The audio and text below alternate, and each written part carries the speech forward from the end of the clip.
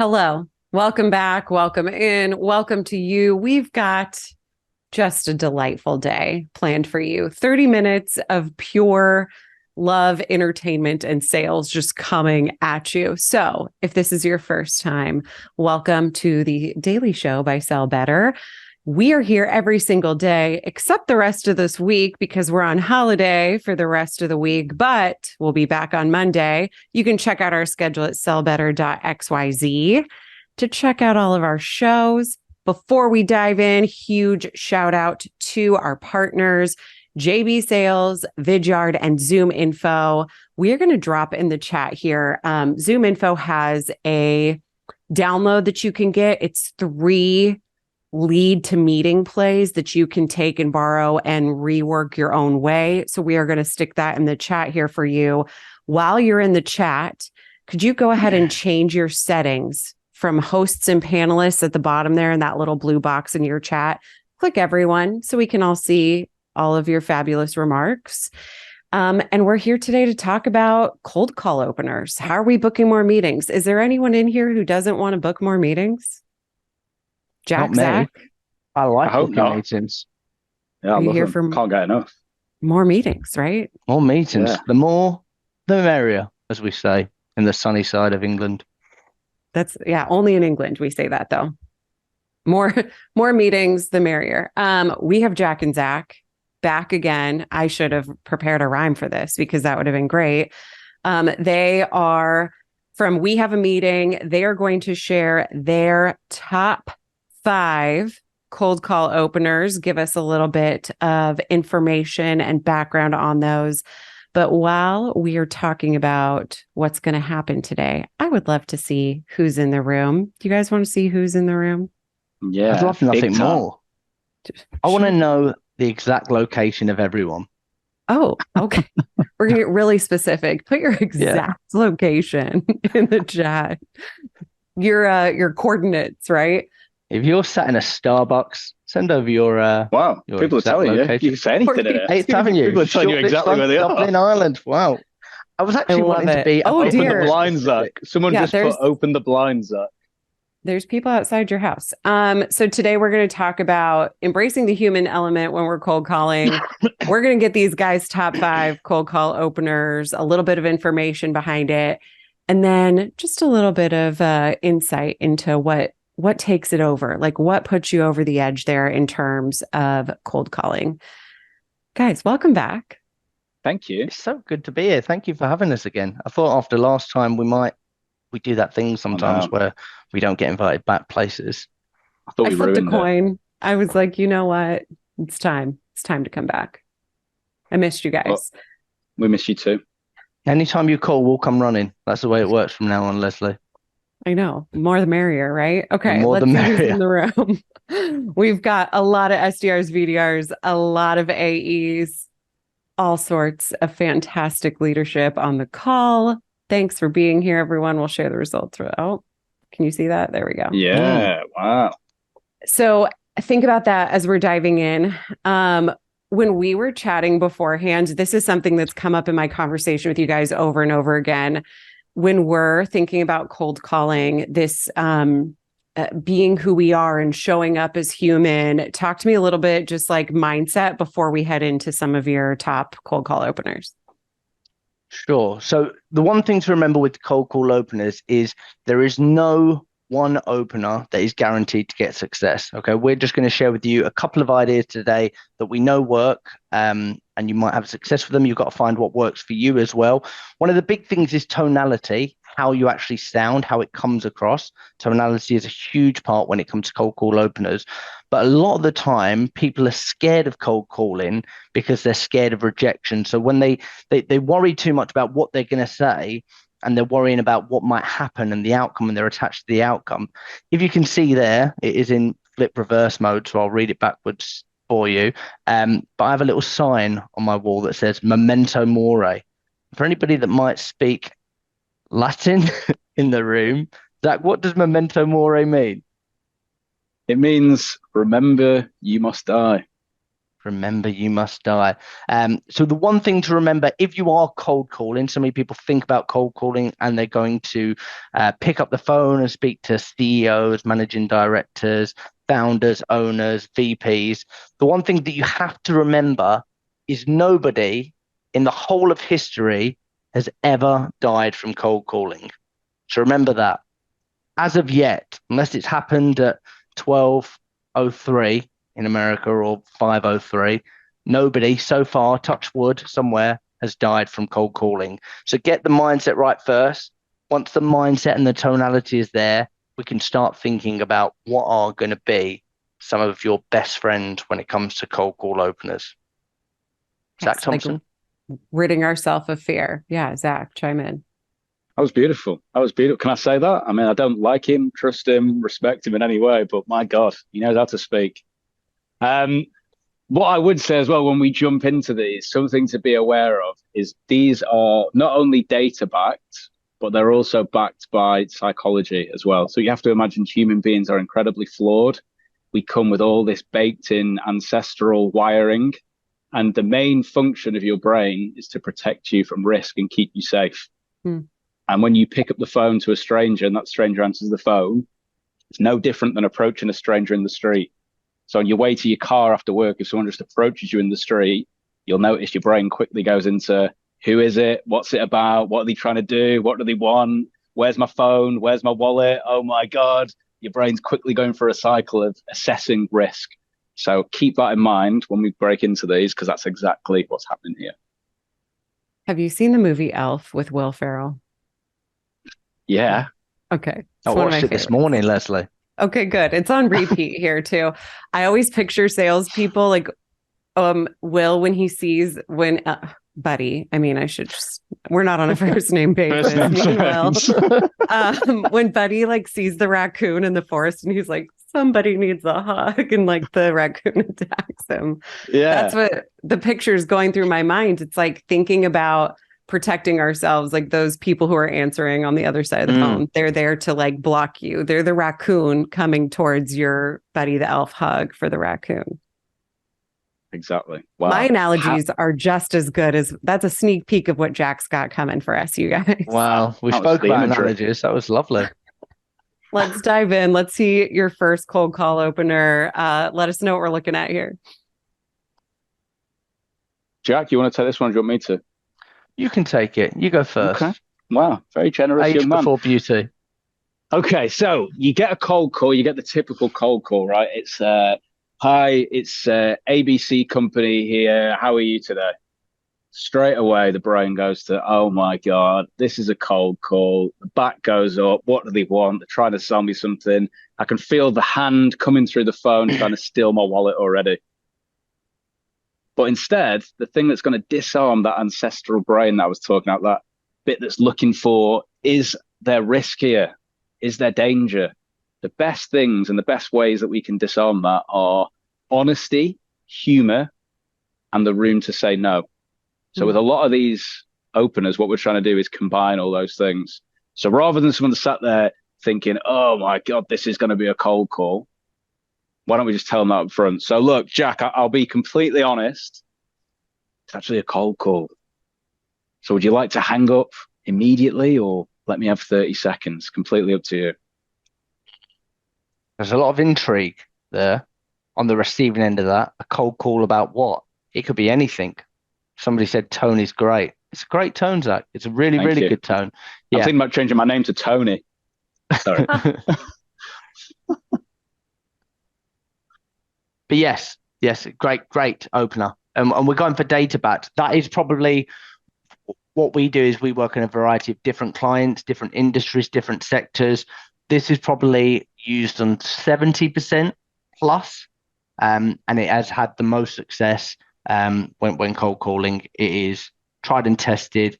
You may have heard it before. You may have never heard it. We are a big fan of permission-based openers. Some people say, no, that's going to make you a beta human being and it's going to put you on a lesser level. Getting permission, allowing somebody room to say no, is going to give them the opportunity to actually say yes more so because they don't feel pressured. Remember, sales is not about manipulating or pressuring somebody.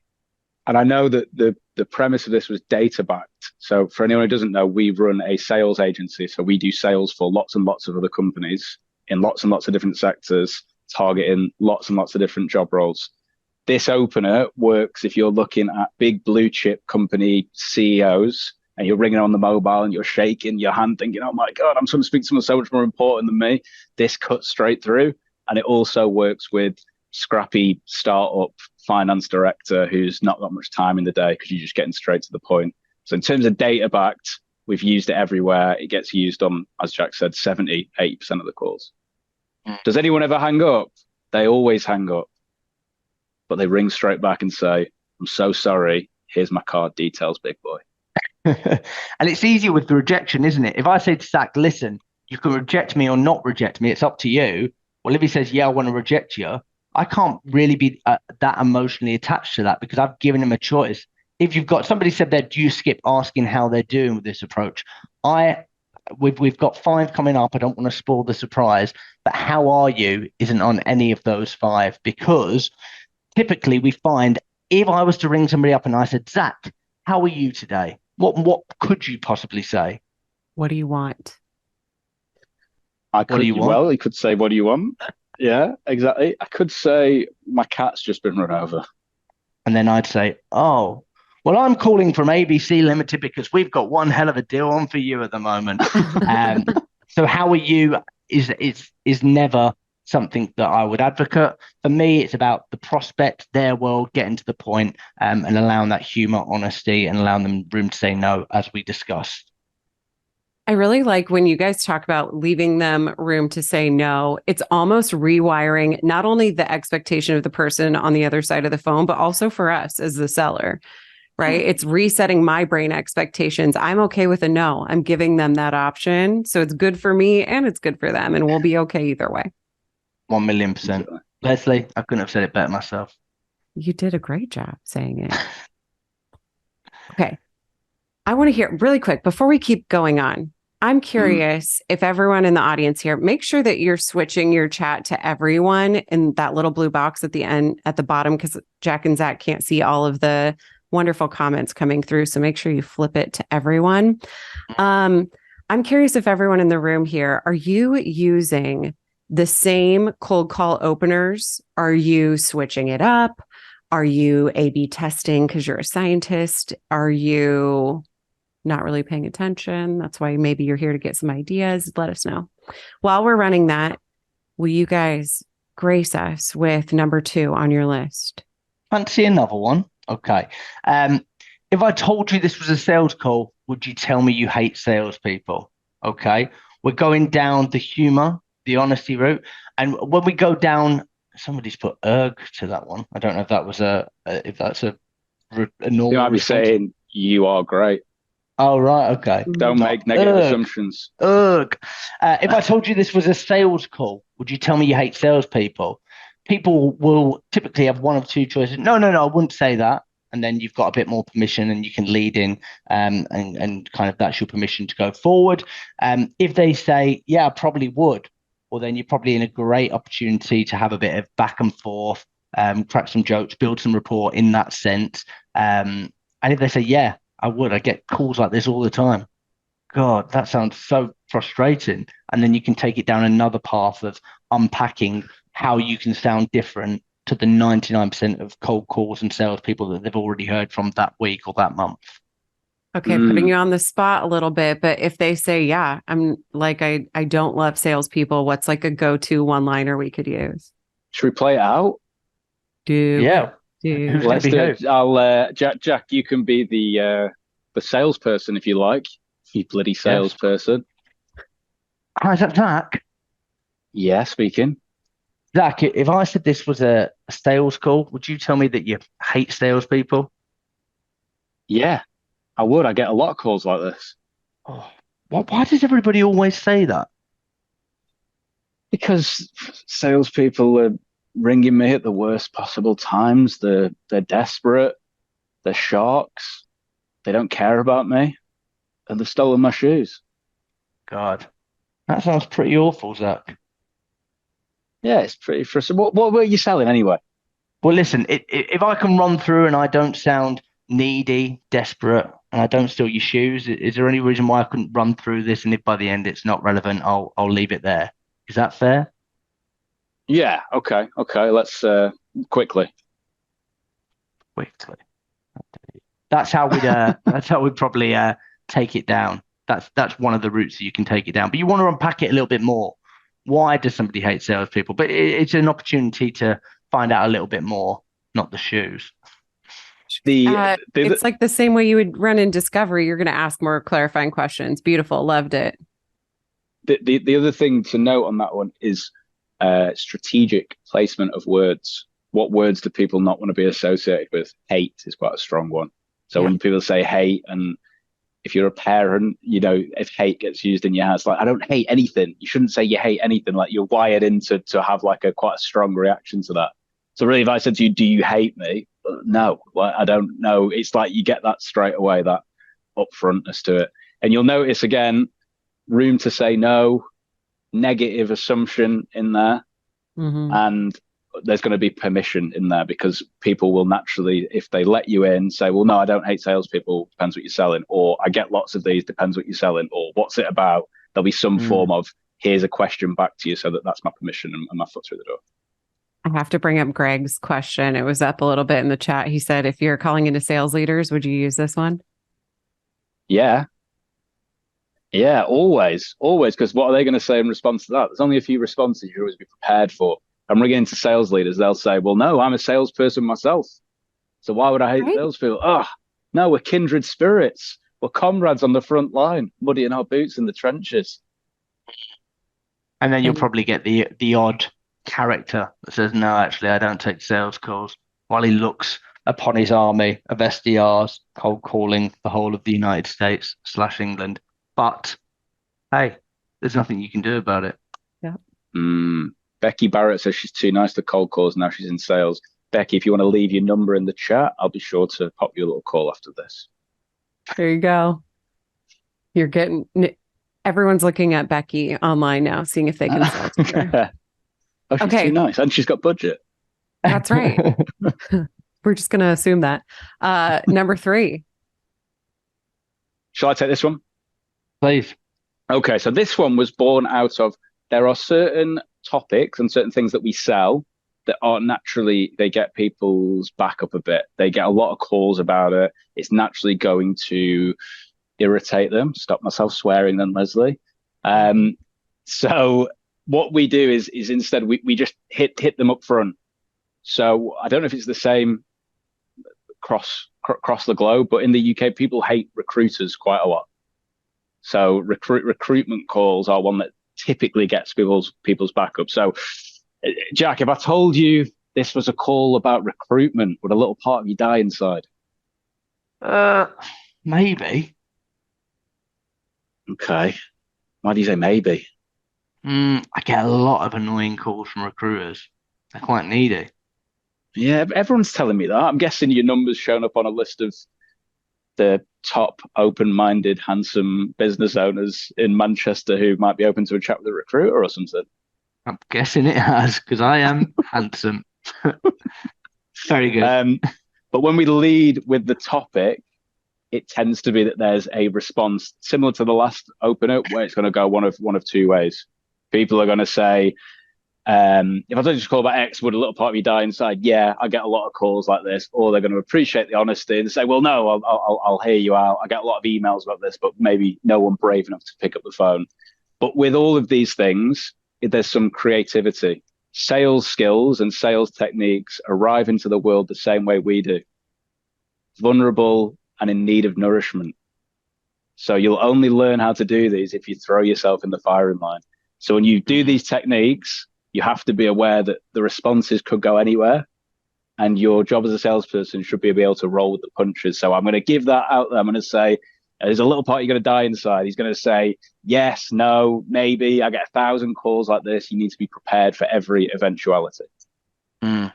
Because, and the pro of getting it up front, we're really big with getting our objections up front, because the last thing you want to do, say you go down, somebody put FX sales is in this bracket, definitely, like FX is one of the things, like And we get in there and we say, I'll be honest, if I told you it was a call about FX, would a little bit of you die inside? And then you can take it. If you don't take it and you take it down the route of it's a sales call, can I hang up or let me have 30 seconds? Yeah. And then all of a sudden, bang, they hear the word FX and that's it. They're triggered. So if it's something that keeps happening, get there first, get there before them, get there up front. So it's not even like after you get through the openers, you're thinking about all of the possible outcomes and what you're going to say there too, and making that a part. Also, I just have to say, like, I feel so seen when you're talking, you're like going through these examples and you're talking about how we all come into Earth the same way. And it's like this beautiful package that you're putting it in. Anybody else, like you feel like this is a therapy session as we're going through the psychology of this? Yeah, That's I the know. style. I just made the Zach style. Okay, let's head to the fourth one here. I'm not your dad, Abdullah. The blood tests haven't come back. Jack? So I love this one. You can take this a few ways. So, hi there. I've been set a really tricky task. I've been set a really weird task today. I'm not even sure you can help me, but I thought I'd be brave and pick up the phone. And then you can lead into kind of where you want to take it. Now, you have to be careful with what's coming up next in terms of like if it's a real hard sell, it probably isn't going to work. But if we think about like this is probably for the person in the audience that was too nice to cold call and might not have the minerals, as we say in England, to pick up the phone and say, I'll be honest, it's a sales call. This is a bit of a softer approach, and this works on a lot of different campaigns, depends on what your offering is. But if you were in the middle of nowhere and you bumped into someone and you said, listen, I'm so sorry to interrupt your day. I don't know if you can help me, but I'm lost. I'm lost in the middle of nowhere. Would you be able to help me out? 9 times out of 10, people are going to help you. We want to help people in life. We don't want to leave people stranded. And this is that approach that we're taking. Can somebody help you? And I always find that if I'm going to use something like this, your tonality is probably not like really strong and I'm a ball breaker. So it might work with different personalities, but it's like I sound lost and I might be stuttering a bit. And Leslie, it's a bit of a weird one today. I've been set a tricky task. I don't know if you can help me, going for that negative framing, and then you lead into your next bit. Yeah, I'm going to give you some. Sorry, Leslie, go on. I was just going to say, like, sometimes I hear friction on, like, you have to be able to put something after this that carries some weight with what you actually need help with. Like, there's that genuine piece of it that has to come through, right? What are like some ideas around what could come next? That's a whole of the episode. I know. Quick peek at it. Well, just on that, there's a guy that I do some coaching for. He reckons that works 95% of the time, that opener. Like he's been tracking it on or Aurum or something. So when he uses that opener, people let him do his pitch 95% of the time. Wow. The other 5% is like, where did you get my number from? Blah, blah, blah. In terms of what we would do next, so I'll give you a peek. You can't mention your name or your company name, right? That's the first thing I'm going to do. I'm going to tie one arm behind your back. You need to think of the job role that you're speaking to. Statistically, what's 2 to 3 big picture problems that they're potentially banging their head against the wall about. So when you get that bit where they let you in, they say, well, yeah, what's it about? You say, well, look, my boss thought you'd maybe be struggling with these problems and maybe we could help. But typically we get brought in by X job role who probably when they're looking out at the day or the week, they've noticed these 2 things jumping out at them. You're going to give them those problems, and then room to say no would be, but this is probably the part where you tell me I'm going to have to go back to my boss and tell him you got it wrong. Mm-hmm. Yeah.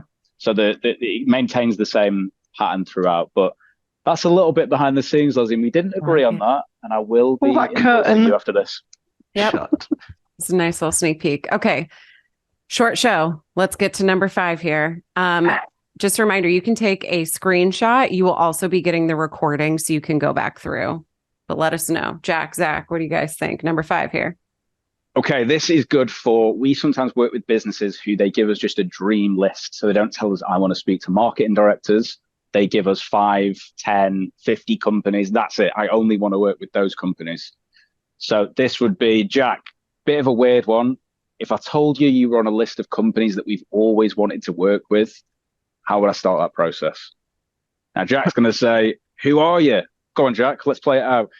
If I told you you were on a list of companies we've always wanted to work with, how would I start that process? Who are you? Well, can I sum it up in 30 seconds? If you're not interested by the end, I promise you I'll never bother you again. Does that sound fair? Yeah, it's so fair. Go on. Okay, well, I'm typically invited in by handsome Mancunians who are wearing yellow jumpers, but have the honesty to recognize that one day they might need I'm colorblind, but I have the honesty to recognize that maybe one day they might need a black jumper. And maybe when they look in their wardrobe, it looks bare and perhaps there's not a black jumper inside. But I've got the feeling, Jack, this is the part where you tell me you only have one jumper and you never wash your clothes. I don't wash my clothes, but I'm intrigued to see the black jumpers that you've got. Send some my way. Exactly. But same format. If people are wondering what you do next, same thing. Mission and then big problems. Can be used against how did you get my number? Is that can someone double down on that question? Are you asking what do you say, or are you saying?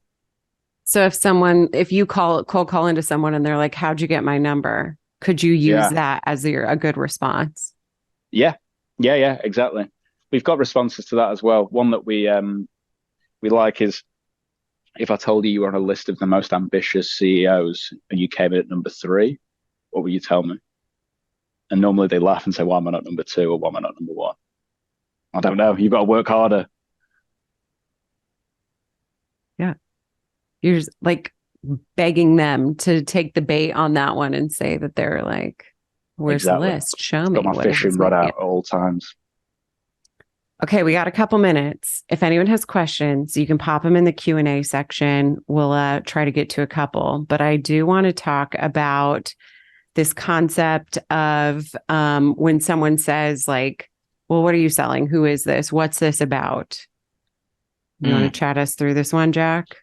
Yeah, so you've got to remember that you hit somebody with your favorite cold call opener and somebody says, who are you? Where are you from? Where did you get my number? What are you calling about? All these different things. You've got to remember that 9 times out of 10, that's going to be a knee-jerk reaction. So it's their inner chimp that's scared that you're going to bore them to death or you're going to try and sell them something. So it's a reaction, okay? And that's why we use pattern interrupts in the first instance. So what we can do in this instance, so typically when somebody says like, who are you, where are you calling from, we can feel the blood rushing from our feet to our head. We can go a lovely shade of crimson and we can start sweating and get a bit tongue-tied and our hands are sweaty, all those lovely things. And then we go, I call it from this company and I don't, do you know what I mean? All those, it doesn't come out, it doesn't look good.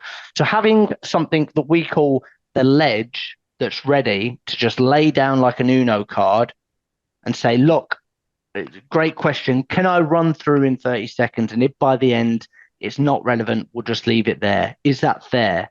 9 times out of 10, they'll say, yeah, go on then. If they double down and say, no, I want to know who you are, then you say, oh, I'm Jack calling from Manchester. I'm wearing a yellow orange jumper. But the majority of the time, it's a knee-jerk reaction. The second one that we talk about is the Uber ledge. So the Uber ledge, if somebody says, yeah, go on, then you can have your 30 seconds. They've given you permission. Just when we think about ordering an Uber, the reason that we love Ubers rather than just any other normal taxi provider, no offense to other taxi providers, but an Uber lets you know how long it's going to be. I'm going to be with you in 5 minutes. So the Uber ledge is just accepting it. The amount of time that people say, yeah, you can have your 30 seconds and they go, brilliant. We are a great CRM system and they launch into their features and benefits. Just sounding human for those next 4 or 5 seconds to say, brilliant. Well, I'll run through in 30 seconds. And if by the end it's not relevant, we'll leave it there. Is that fair? It's just getting that permission, letting them know what's going to happen over the next 30 seconds and running through. It's allowing them that space and letting them know that you're also human. Yeah, just another place you're managing their expectations. You're managing your expectations. Beautiful. You guys, how did 30 minutes already pass? I'm sad. I know. I'm sad that it flew by. I'm really too. sad that, you know what I'm happy about though? What? David Humble's in the audience telling everyone to be humble. I thought that was great. Welcome, David. Living that brand. And with a smiley, doing it with a smile on his face. He's humble. You guys, this has been great. If you didn't catch everything, we're going to package this all up. It'll be in your inbox because you're here or you registered for the show. You'll get everything packaged up. But I want to let everyone know how they can connect with you. So let me drop your LinkedIn's here as well. And then, like I mentioned, we're on holiday with the Daily Show for the next few days here. But if you head over to our website, you can check out our next show. I'll be back on Monday. I'm talking with my friend Tibble in Berlin about a meeting request framework. So you'll want to check that out. Gentlemen, thank you so much. It has been such a pleasure as always. And let's do it again soon. Yeah? Please. Yeah, definitely. If you'll have us back, we'd love to do it. Connect with us on gosh. LinkedIn if you've enjoyed it. If you've got any questions on cold calling, drop us a message. We're on YouTube, podcast, all the fun and games. But thank you, Leslie. Thank Thank you you so much. I'll see you guys soon. See you you soon, soon. Everyone. Bye.